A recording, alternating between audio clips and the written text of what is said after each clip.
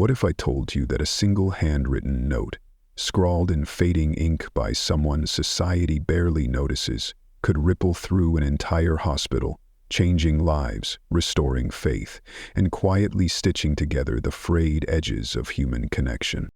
In the gray-boob silence before dawn, the corridors of Crescent Pines Medical Center seem to breathe in time with the sleeping city outside, and through them moves Riley Connors, like a sigh carried on morning air. At just 25, Riley wears the invisibility of someone who has spent years mastering the art of not taking up too much space. She's learned that quietness is sometimes the only armor in a world that moves too fast, listens too little, and values volume over vulnerability. Her day begins before most have even turned in their beds. At 4:30 a.m., while the rest of the hospital remains hushed and cocooned in pre-dawn stillness, Riley prepares the mail cart with quiet devotion. Each envelope is more than just paper to her. It's a whisper from someone hoping to be heard. Bills are sorted, reports are stacked, but it's the handwritten letters, those few, delicate testaments to intimacy, that she handles like sacred relics. With fingertips gentle as breath, she tucks them into place, as though ensuring that their contents reach not just a department, but a heart. 6 blocks away, Riley's apartment reflects a life lived inward. It's modest, sunlit, and filled with stories no one else gets to hear. On her worn kitchen table sits a wooden box, its hinges softened by time. Inside, nestled among yellowing scraps of memory, are her mother's fountain pens, still gleaming, still waiting. Nancy Connors, a nurse who saw healing as something deeper than prescriptions, once said, "Sometimes people just need to feel remembered." She had believed, fiercely, that handwritten words carried something electric, something that digital coldness could never replicate. When Nancy passed away 3 years ago, she didn't just leave Riley behind. She left her an inheritance of attention, of noticing. At the hospital, most know Riley only as the quiet girl from the mailroom. She doesn't chime in during meetings. She skips lunchroom chatter. She blends into the background like wallpaper. But what they fail to see is how much she sees. The stiffness in Dr. Martinez's shoulders when bad news piles up. The quiet way the night guard's smile dims when no one greets him by name. The clutch of a grandmother's hand around a note she refuses to let go of. Riley is a ghost with eyes wide open, bearing silent witness to the cracks where humanity leaks through. Last Tuesday, she paused in the oncology ward. A teenage girl was trying to teach her grandmother how to use a tablet for video calls. Riley watched the older woman's fingers tremble over the glass, her frustration mounting in silence. Later that afternoon, Riley delivered something the screen couldn't offer. A card from the girl's classmates, 27 signatures, each penned in bright colors, each one deliberate and slow. When the grandmother opened it, she didn't just read the words, she felt them. She touched the paper as if it were skin, her eyes brimming not from what was said, but from how it was said. By hand, with love. But Riley has also witnessed the quiet decay of connection. She's seen the walls technology builds, updates delivered coldly via email, patients fumbling with devices that were never made for their hands, nurses so tethered to electronic charts they no longer have time to sit and simply be present. Riley sees it all. The isolation hidden behind efficient processes. The loneliness wrapped in progress. Over her 3 years at Crescent Pines, Riley has developed an almost uncanny sense of emotional weather.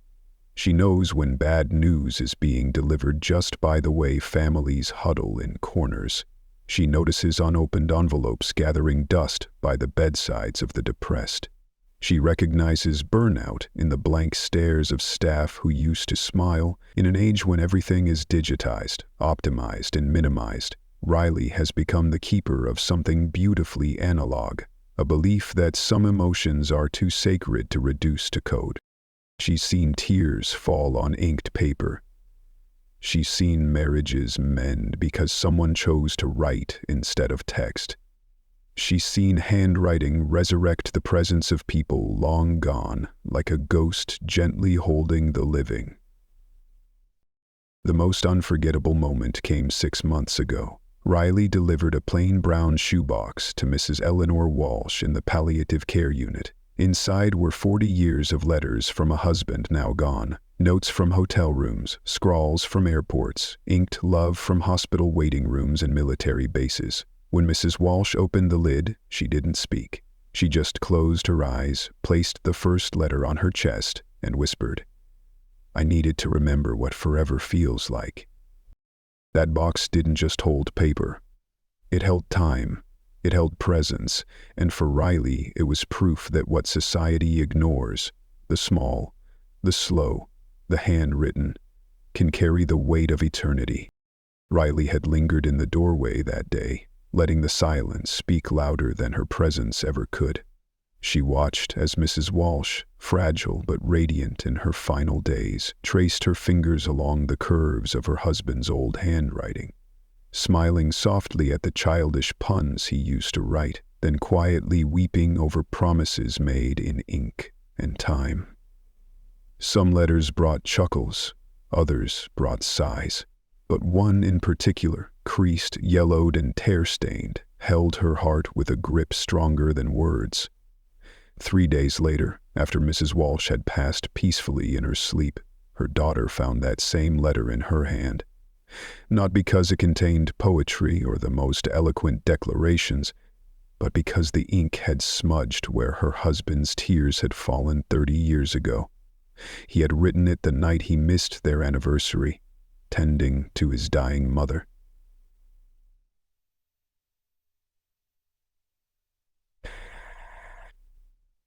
And one in particular, where her husband's tears had fallen 30 years ago. He had written it the night he missed their anniversary, tending to his dying mother. Grief had soaked that page long before it reached her hands, and somehow she felt it. He thought it was. To Riley, that was the kind of healing modern medicine couldn't track on a chart. Over her years at Crescent Pines, she had quietly collected her own unspoken data. She had seen children in the pediatric ward recover more quickly after receiving handwritten notes from classmates. She'd watched stroke patients, once frustrated by their trembling limbs, struggle through therapy just to hold a pen again, determined to write thank you cards to the nurses who sat by their beds. The physicality of writing, the grip of pen, the friction of paper, the deliberate construction of each letter, wasn't just communication. It was therapy, a tactile ritual that reminded people they were still capable of forming something beautiful, even while their bodies betrayed them. There's something vulnerable, almost sacred about choosing to write by hand. Unlike the sanitized perfection of digital communication, where backspaces and autocorrections erase all signs of hesitation, handwriting captures the raw essence of being human. Riley had learned to read beyond the words, the uncertain tremor of age in a wobbly G, the rushed loops of youthful excitement, the deliberate slowness of someone desperate to get it right. Every mark on the paper was proof that someone, somewhere, took time to matter. But time, Riley feared, was running out. The storm arrived 6 months ago, dressed in tailored suits and armed with PowerPoints. Grant Harrison, the new CEO, came with a sleek vision of digital overhaul. To him, paper was clutter, handwriting was obsolete, human connection a sentimental luxury that didn't move profit margins. The hospital, he believed, needed transformation, and transformation meant cutting away anything inefficient. The future, to Grant, was streamlined, fast, and paperless. Riley didn't know that this day would change everything. She rose, as always, before dawn. Her fingers ran across the fountain pens her mother once loved, now resting like relics on her table, before slipping one into her pocket. She loaded the mail cart, but there was something new behind her eyes today. A quiet storm, a decision not yet fully formed, but already inevitable. Because there comes a point when invisibility is no longer safe, it becomes surrender. As she walked the familiar corridor, the empty hospital cradling her like an old friend, Riley felt something shift. She had always been the silent courier, the unnoticed vessel carrying words from hand to hand. But today, she would become the message. She rode the elevator to the top floor, her footsteps soft, but her resolve steeled. Grant Harrison's office loomed ahead, an arena of data, glass, and cold certainty. Gone were the paintings of healing hands. In their place, charts, metrics, cost-saving graphs. Progress, some would say, but not to her. On his desk lay the document she'd feared for weeks. Digital Transformation Phase 2, full elimination of paper-based communications. Her eyes scanned the words, but her soul felt every consequence. This wasn't just policy. It was erasure. Of connection. Of warmth. Of everything she'd spent her life quietly protecting. She thought of Mr. Peterson in room 209, who lit up like a boy again when letters from his daughter arrived, each envelope smelling faintly of her California garden. She thought of Mrs. Chen, nearly blind, running her fingers over her son's handwriting like Braille, and of the teen in pediatrics, who illustrated every letter with comic book flair. His drawings now immortalized on his parents' fridge, these moments wouldn't survive in digital files. The decision didn't arrive as lightning, it arrived as breath. Riley reached into her pocket and pulled out a scrap of plain paper.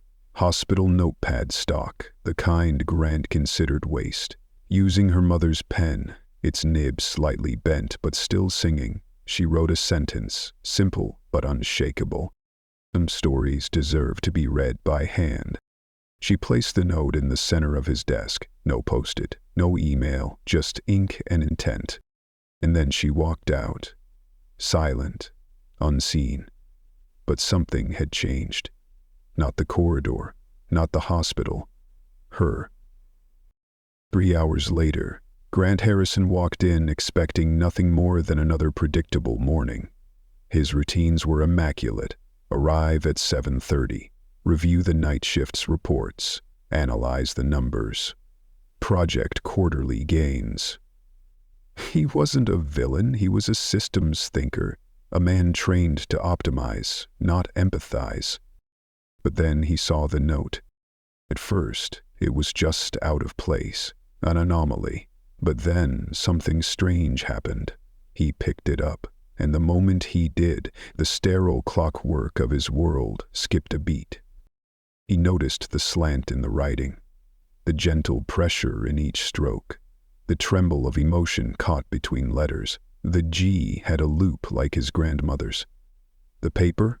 It wasn't printer stock. It was cream-colored, textured, intimate. Someone had chosen this paper for him.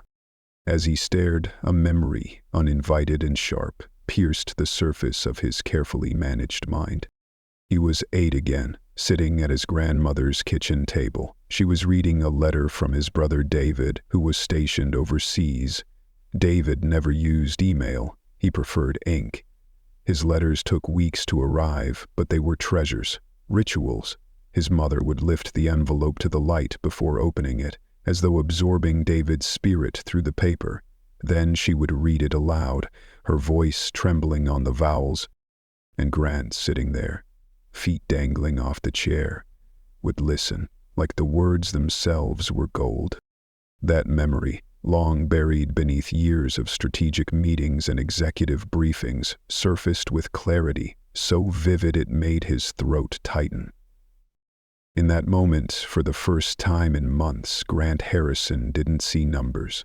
He saw people. He saw a hospital that needed more than upgrades. It needed reminders of what made healing human. Grant's father wasn't a sentimental man, more known for quiet nods than warm embraces. But on those rare evenings when letters from David arrived, even he would ask his wife to reread certain parts, especially the passages where David painted pictures with his words. of deserts shimmering under foreign stars, of sandstorms that swallowed the horizon, of the way the wind smelled just before it rained. Those letters made the world beyond their porch feel tangible. For a family anchored in routine, David's handwriting was like a lifeline thrown across time zones and danger. The last letter arrived 2 weeks after the military telegram that shattered them. David had written about homecoming plans, about a girl named Emily he wanted to introduce them to, about the ring burning a hole in his rucksack. But war doesn't pause for dreams. That letter came too late. Still, Grant's mother read it aloud, through sobs, through silence, again and again. She kept it under her pillow like a relic. Years later, Grant found her reading it to his father's grave, her voice soft but steady, as if believing the words might travel where life no longer could. That letter still lives in Grant's dresser, tucked in a small jewelry box between his father's wedding band and his grandmother's rosary. He hasn't opened it in years, but every sentence is etched into him. He knows with bone-deep certainty that no text message could have replaced it. No blinking cursor could have carried David's presence the way those pen strokes had. That letter was more than memory. It was embodiment. Now, as Grant sets Riley's handwritten note down on his desk, his hands are no longer steady. For the first time since taking the helm at Crescent Pines, a question creeps into his mind that spreadsheets can't answer. Can efficiency coexist with empathy? Or does choosing one always mean sacrificing the other?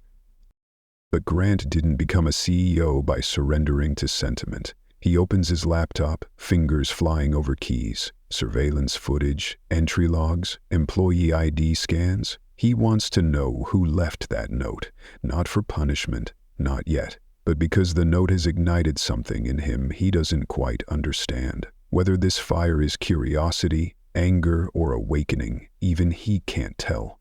All he knows is that someone, somewhere, dared to speak truth in ink. What he doesn't know is that his search will lead him to a discovery far more personal than policy, one that will unravel the very way he understands leadership, innovation, and healing itself. Down below, the hospital stirs with its familiar hum. Monitors beep in rhythm with beating hearts. Gurneys wheel patients from room to room. Yet something unspoken moves through the air, like the first breeze before a storm. Because transformation doesn't always roar in. Sometimes it tiptoes in on quiet feet, through hallways and mail carts and notes that refuse to be ignored. Riley Connors continues her rounds, unaware of the wildfire she has lit. With each envelope placed, each note delivered, she follows a routine that masks the revolution she sparked. She doesn't know Grant is reading her words on the top floor. Doesn't know that her quiet defiance is now echoing across every department. In room 209, Mr. Peterson lifts a weathered finger to trace the loops of his daughter's handwriting. He doesn't need to read the words again. He remembers every one. What he craves is the texture of the message, the proof that her hand had once been here, on this very page, thousands of miles away. To him, it's not just a letter, it's touch across distance, and soon that touch will become the centerpiece of a debate over what hospitals should save and what they should never lose. By 6:30 IEM, Crescent Pines is in full swing. The dance of healing is underway. But today something extraordinary cuts through the routine. On every floor, taped to bulletin boards pinned beside patient charts, slid into elevator frames, copies of Riley's handwritten note appear. Beside them, a typed response from Grant Harrison himself. We don't always know who writes truth, but we know when it's true. Your words have been heard. Your story matters. The impact is instant, like sparks finding dry grass. Nurses pause mid-step to read, fingers brushing the edges of the note like it might disappear. Doctors, always hurried, slow their pace, their brows furrowed in thought. Even the janitorial staff, often unnoticed, stop their carts to take in this unexpected exchange. The hospital, for once, is united in a moment that doesn't require medication or machines, but memory, presence, and meaning. Near the front lobby, Fern Matthews adjusts her reading glasses, leaning in closer to examine the note. She's 73 and has been a volunteer at Crescent Pines for over a decade, greeting families with warmth that can't be automated. She recognizes the handwriting. "That careful script," she whispers. "I've seen it before. It's Riley, the girl from the mailroom." Janet, new to the volunteer program, turns with curiosity. Fern nods slowly, memories surfacing like soft waves. "I watched her once, reading letters to old Mrs. Patterson. Her family couldn't visit, and her arthritis was too bad to hold a pen." Riley read each word like it was a song, then helped her write back, dictated responses, every line carefully chosen. She didn't skip a single "tell him I love him" or "remind her to bundle up when it's cold." Fern's voice softens, her eyes misting. She has her mother's heart. Nancy Connors was the same. She never just treated symptoms. She treated stories. Found the invisible wounds. Made medicine feel like kindness. Janet listens, reverent. "What happened to her mother?" she asks. Fern's gaze drifts, as if pulling a distant thread. "She passed 3 years ago, cancer. But she left behind something stronger than sorrow. She left Riley a way of seeing the world, one where compassion isn't a policy, but a practice." "A car accident," Fern replies, her voice laced with the kind of grief that never fully fades. 3 years ago, Nancy had just finished a night shift, same way she always did, helping patients when the rest of the world was asleep. A drunk driver ran a red light. She pauses, her eyes lowering to the floor as if replaying the news in her mind. Riley was still in college back then. Library science, if you can believe it. She dropped out after the funeral, took the job here, said she needed to be close to her mother's memory. Janet absorbs the weight of it in silence. As the morning wears on, something remarkable begins to unfold across Crescent Pines. The mysterious note exchange between an anonymous writer and the CEO becomes more than office gossip. It becomes an emotional undercurrent, awakening dormant voices and long-forgotten truths. Doctors pause during rounds to reread the bulletin boards. Conversations drift from clinical charts to something more human, how to reach patients not just through procedures, but through presence. Nurses talk about empathy between shifts. Even maintenance workers, often invisible in the strict hierarchy of hospital life, begin to speak up, offering stories of what they've seen and felt. Patients calmed by music, families comforted by letters taped to IV poles. 3 floors up, Dr. Emily Harper, head of internal medicine, stops mid-step in front of a bulletin board. Something about the handwriting grips her. A familiarity she can't quite name. The way the A's are closed, the way the G's loop inward. A memory flutters at the edge of consciousness, fragile but persistent. She's seen that writing before, somewhere important, somewhere sacred. Meanwhile, Grant Harrison continues his quiet pursuit of truth. Unlike the rest of the hospital, he is not content with ambiguity. He's gathered footage, sifted access logs, analyzed handwriting samples. His suspicions are confirmed. Riley Connors, 25. No complaints, no errors, no drama. Just silence, service, and an unwavering commitment. And now, something else. Legacy. But what Grant uncovers next stops him cold. Nancy Connors, Riley's mother, was more than just a beloved nurse. She was a quiet visionary. In his digital deep dive, Grant finds 13 separate commendation letters from families whose children Nancy had treated.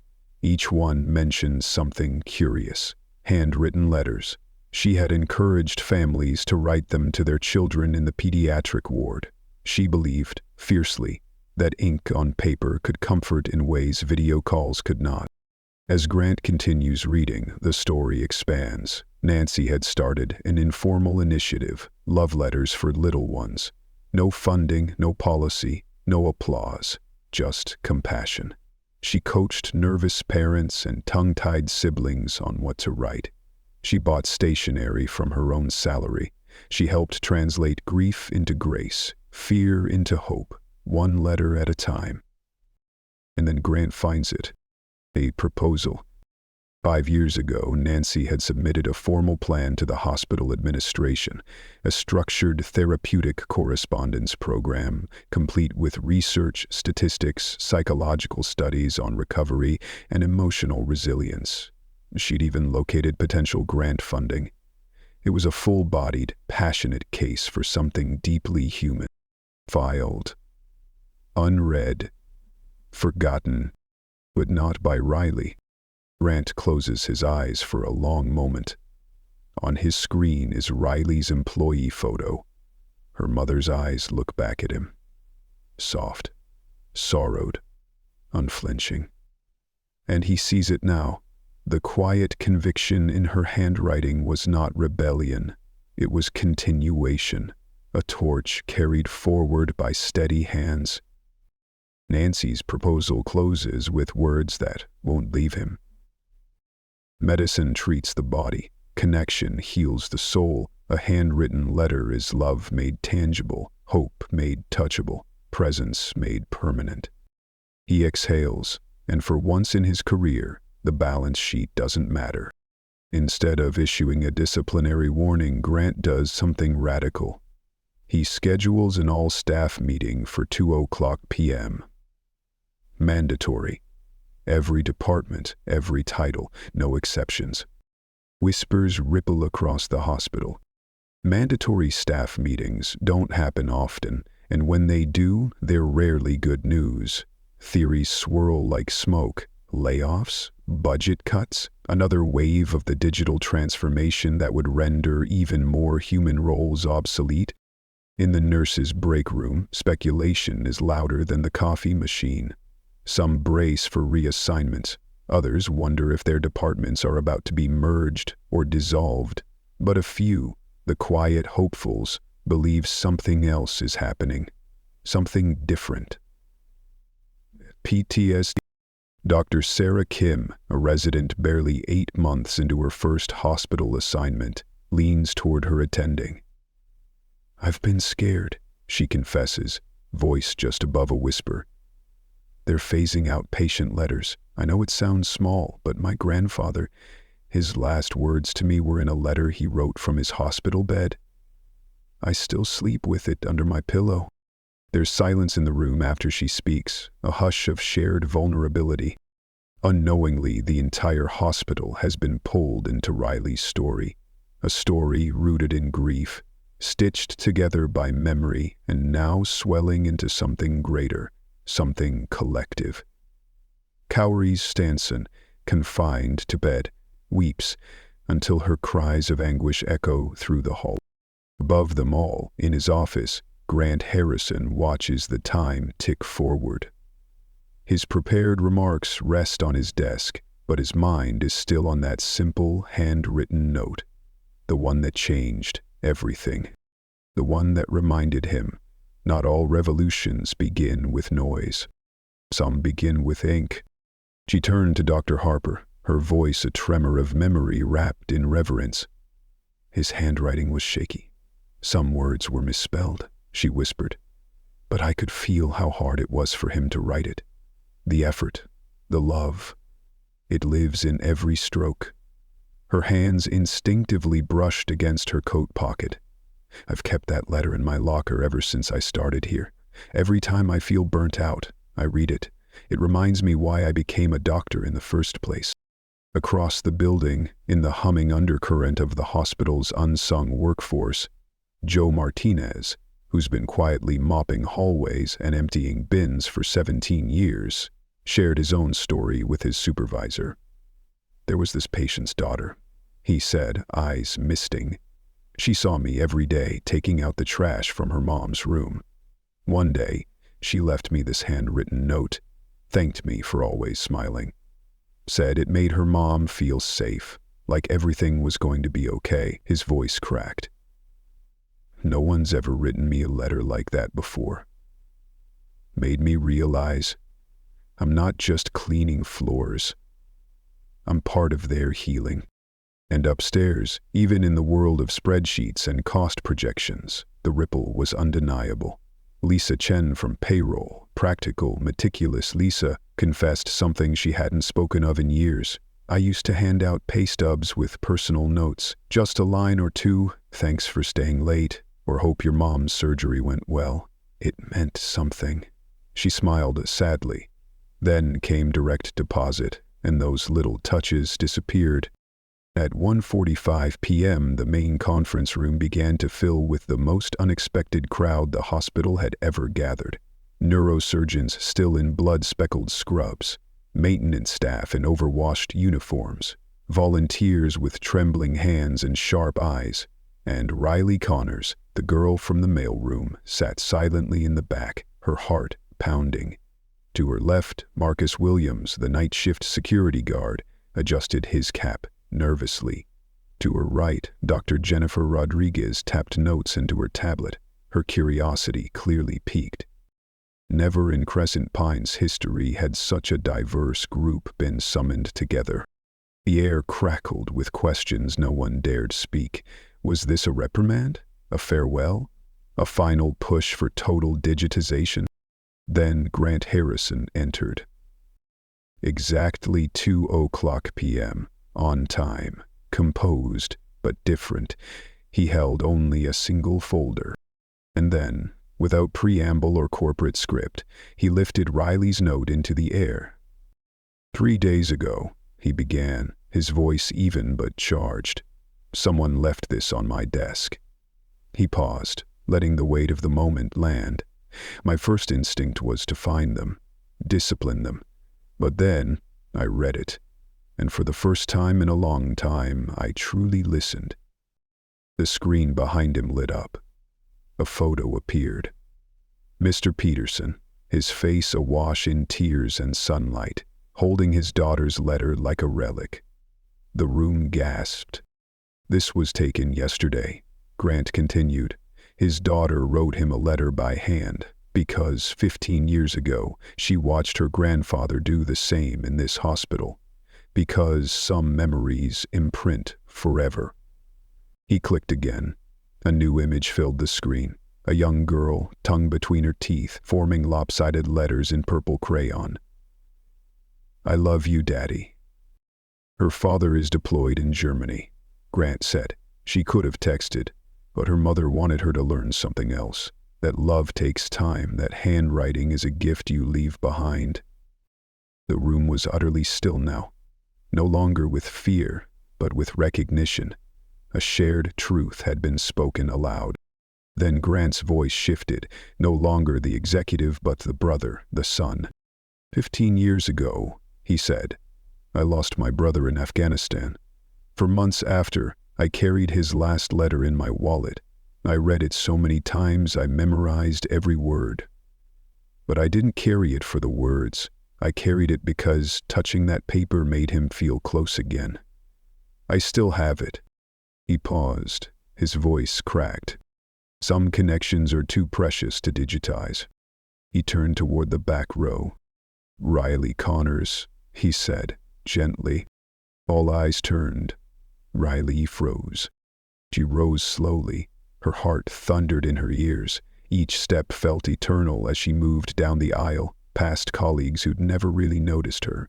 But now, they looked at her like someone finally seen. She passed Dr. Martinez, who gave her a firm nod of encouragement. Fern gave a soft smile, eyes filled with pride, and even Jace Monroe, who once dismissed the mailroom staff as background noise, watched her with something approaching awe. When she reached Grant, he handed her the microphone. But then, he turned back to the room. There's something you all need to know, he said, the room now utterly still again. This young woman, he gestured toward Riley, is carrying on a legacy this hospital once failed to recognize. Her mother, Nancy Connors, submitted a fully researched proposal 5 years ago for a therapeutic letter-writing program.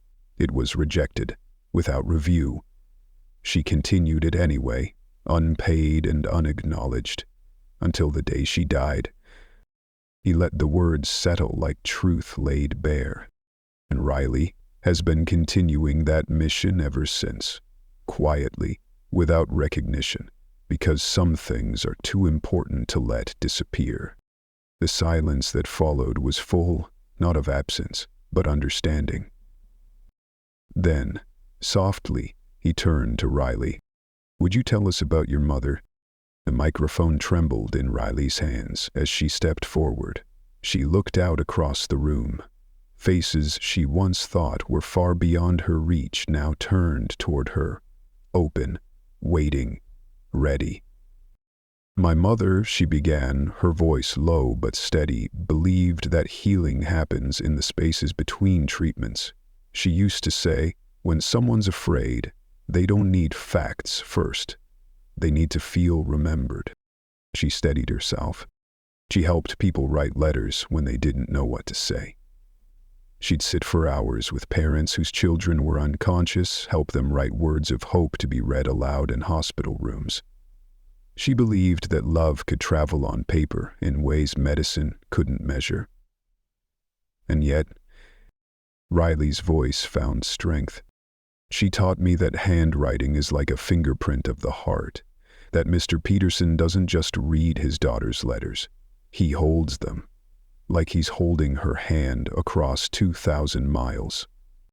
She looked around, and her eyes landed on familiar faces, people she had delivered mail to, passed in hallways, never spoken to until now. "I wrote that note," she confessed, her voice tight with vulnerability, "because I was scared." And the room leaned in, ready for what would come next. Riley lifts her gaze to meet Grant's, her voice low but unwavering. "I was scared," she says, her hands trembling slightly around the microphone. "Scared we were about to lose something beautiful, something that makes us more human, not less." The room leans forward, breath held. "I know efficiency matters. I know technology saves lives. But I also know love needs to move through our hands sometimes, not just through screens. Not everything sacred should be streamlined." A pause, a breath. Then she finds courage, quiet but fierce, in the memory of her mother. Helpless, they may have been among the area mail's most bloody women. In the memory, "My mom died believing this hospital could be more than a place for medical treatment. She believed it could be a home for connection, for healing that happens in silence, in presence, in words chosen carefully by people who care." She looks down briefly, then back at the sea of faces. "I've been trying to carry that belief forward," she adds softly, "even if I'm just one person in the mailroom. But maybe if we all believed it, we could make it real." A long stillness follows, thick with recognition, reflection. Then it begins. Dr. Rodriguez, the chief of cardiology, starts to clap, slowly at first, but with sincerity. Others join in. Soon the room erupts, not in polite applause, but in something raw and real, the sound of people who've just been reminded why they chose this work in the first place.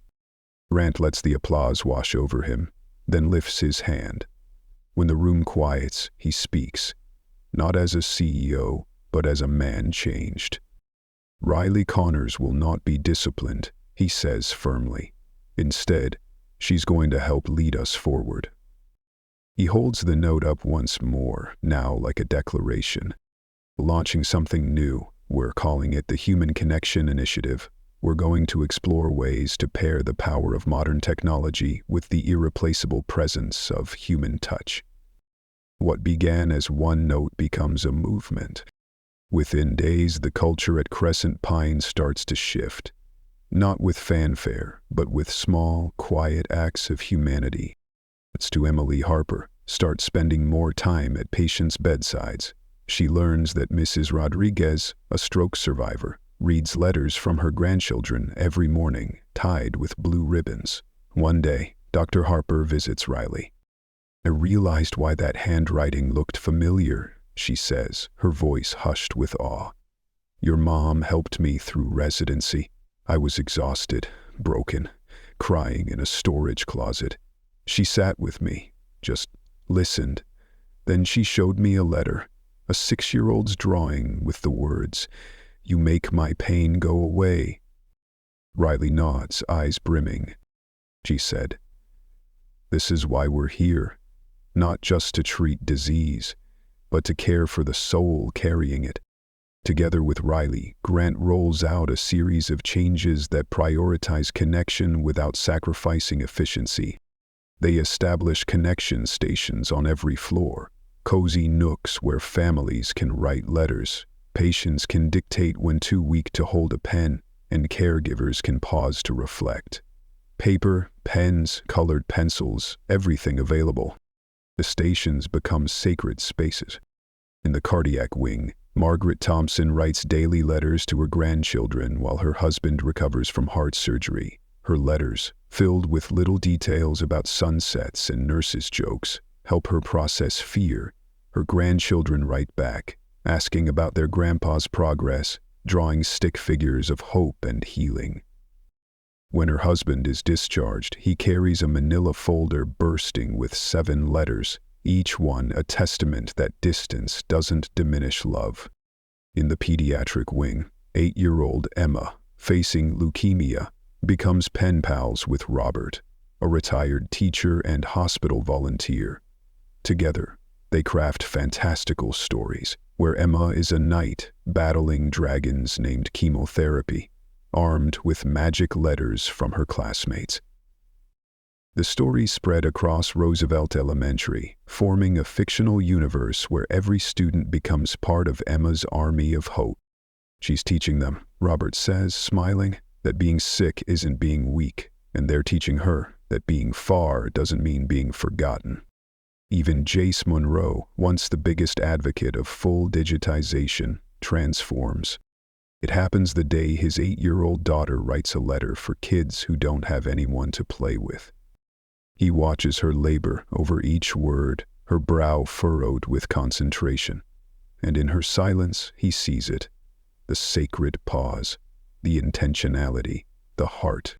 "I've spent years trying to speed things up," Jace tells Grant later. "But I never stopped to ask if faster was better.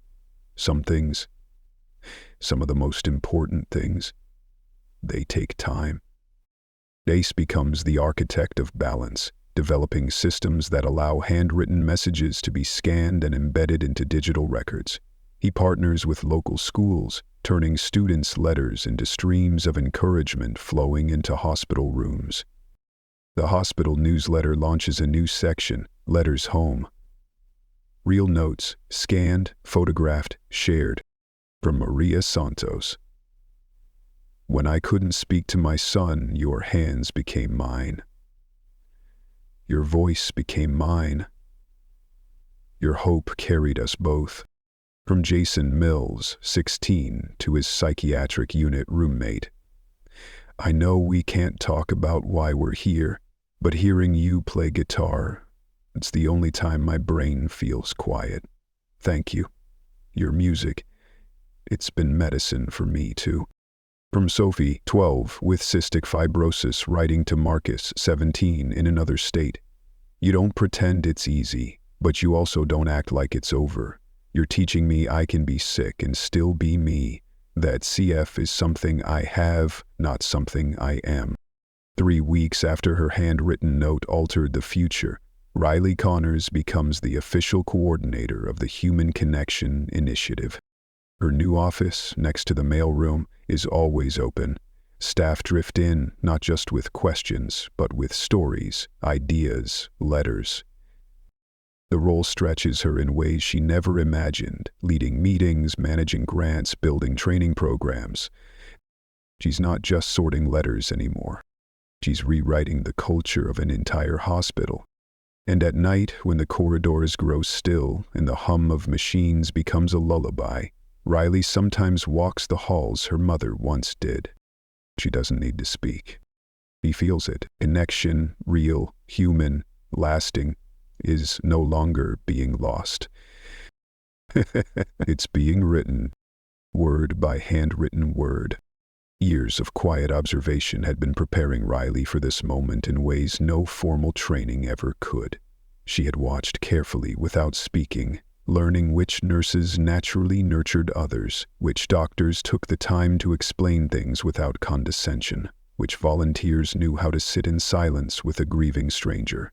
She absorbed not just the medical routines, but the emotional rhythms that made Crescent Pines something more than a hospital. Her first major project as coordinator of the Human Connection Initiative was deceptively simple. She launched a program called Letter Partners, pairing patients with limited family support to staff and volunteers willing to write to them just to remind them that someone was thinking of them. It wasn't therapy, it was human. Dr. Peterson, now a retired physician, began exchanging letters with Mrs. Dorothy Chen, whose children lived overseas. Their weekly correspondence, part language lesson, part memory exchange, blossomed into a bond. He shared tales from his long career in medicine. She taught him Mandarin phrases he now uses with elderly patients. For both, it was a gentle reminder that life could still expand. Then, one afternoon, Fern Matthews knocked softly on Riley's office door. "She gave me this before she passed," Fern said, placing a worn leather journal on the desk. "Told me to give it to you when you were ready." Riley opened the cover, fingers trembling, to find page after page of her mother's observations. Notes about overlooked patients, ideas for comforting frightened children, and small sketches of ways to make the hospital feel more like healing and less like fear. On the final page, written in looping script, "Riley, you see things others miss because you take time to really look. Don't let the world convince you that being soft is being weak. Your gentleness is your strength. Use it." That night, for the first time in her life, Riley wrote a letter to her mother. Not out of grief, but out of gratitude. "Dear Ma, today I used your words to change the place you loved so much." She placed the letter inside the wooden box of fountain pens on her desk, alongside her mother's favorite pen, beginning a new ritual that helped her process the emotional weight of leadership. Soon, letters began to arrive from others, notes from patients, from families, from co-workers, stories of how the Human Connection Initiative had sparked something in them they thought they'd lost. Marcus Williams, the night security guard, wrote one evening, "Your speech opened my eyes. I thought my job was about keeping people safe. But now I know safety also means being seen, being valued." Inspired, Marcus began leaving handwritten notes for overnight families' maps to the best quiet places to cry, suggestions on where to find good coffee, and kind words about which nurses had the gentlest touch. Riley tucked Marcus's letter into her mother's journal. It reminded her that the revolution they'd started wasn't about grand programs. It was about creating a culture where kindness was contagious. 6 months after that one handwritten note shifted the future, Crescent Pines stood as a shining example of something rare in modern healthcare: balance. Not between budget lines and staffing needs, but between heart and progress. The morning mail cart, once a solitary ritual, had become a celebration. Families gathered in anticipation, not just for their own letters, but to be part of something living. Words carried between hands and hearts. Volunteers accompanied Riley now, trained to use those moments to smile, to listen, to remind people that they were never alone. In room 209, Mr. Peterson had become a kind of legend, not for his illness, but for his daughter's handwritten letters. She now wrote weekly, not just to him, but to other patients who didn't have anyone. Her letters were shared around the hospital, filled with weather reports, personal anecdotes, and encouragements that made the sterile feel sacred. Dr. Emily Harper integrated the practice into her rounds. She started asking patients about the letters they received or wanted to write. These simple conversations gave her insight no lab test could provide.